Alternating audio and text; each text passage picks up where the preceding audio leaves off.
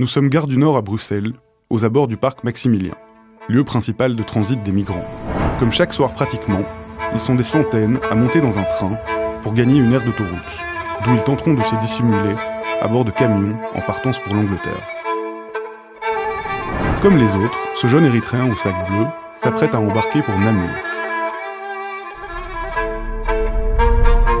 d'où il pourra ensuite gagner un parking autoroutier. Un voyage discret et nocturne l'attend pour atteindre un bois où il se cachera pour se glisser à l'intérieur d'une remorque. Si son rêve d'Eldorado échoue aujourd'hui, il recommencera encore et encore.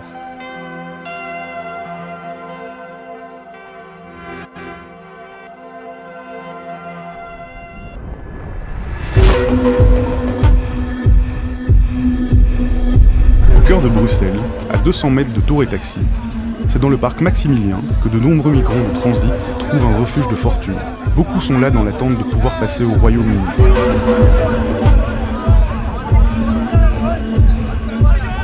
D'autres introduisent une demande d'asile en Belgique, laquelle se heurte souvent au règlement de Dublin. Le règlement de Dublin est un texte applicable dans 32 pays et qui règle juridiquement le droit d'asile dans l'Union européenne. Pour formuler valablement une demande d'asile, un étranger ne peut avoir introduit préalablement cette même demande dans un autre pays de l'Union. Si c'est le cas, il est renvoyé vers ce pays qui devra se prononcer sur l'octroi ou non de l'asile.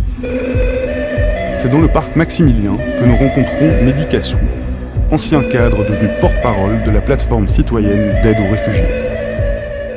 On en est à peu de choses près, entre 600 et 700 personnes. Donc des gens qui, en dehors des Érythréens, ont probablement été déboutés d'une demande d'asile ailleurs et qui donc se retrouvent à Bruxelles, soit pour espérer casser leur Dublin, soit parce qu'ils vont ailleurs en Europe. Le système tel qu'il est fait, l'administration, la démarche administrative telle qu'elle est organisée aujourd'hui, force ces personnes généralement, enfin pas généralement, elle les force à demander l'asile dans les 6 jours, à introduire une demande dans les 6 jours après leur arrivée, et que si un bon travail n'est pas fait de préparation, très souvent elles sont envoyées en centre fermé, renvoyées à la case départ, donc l'Italie, et puis elles réapparaissent quelques semaines plus tard. Il y a environ 10% de femmes, donc c'était une grosse soixantaine de femmes avec enfants parfois, surtout quand on parle des dames originaires d'Érythrée et d'Éthiopie, beaucoup de jeunes. Quand on creuse un petit peu, on est à plus de 25% de mineurs entre 16 et 18 ans. Ces derniers jours, même beaucoup plus jeunes, entre 10 et 16 ans. Du côté de l'Office des étrangers, l'importance du nombre de mineurs d'âge présents parmi les migrants et qui transitent par le parc Maximilien inquiète. Ah, terrible, ça c'est terrible.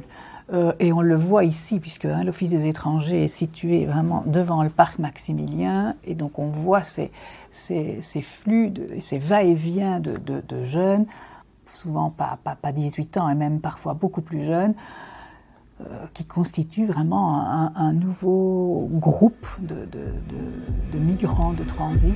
Mehdi Kassou est un observateur privilégié de tout ce qu'il se passe dans et autour du parc Maximilien. Selon lui, on ne peut pas véritablement parler de trafic organisé.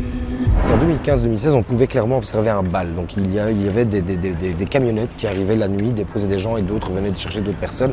Et donc on comprenait clairement qu'il y avait un trafic qui s'organisait autour du parc et de la gare. Ce qu'on voit ici, c'est plutôt de la négociation de sacs de couchage, de chaussures, des paquets de cigarettes. Enfin, ce sont des personnes qui finalement, sur Bruxelles, tentent leur chance, comme ils disent, depuis plusieurs mois, et qui en échange un peu comme en prison, l'échange d'un matériel ou d'un produit qui a une certaine valeur à leurs yeux, leur montrent ou leur disent tiens, en prenant tel bus, tel train, tu peux atterrir à tel endroit et tu trouveras tel parking.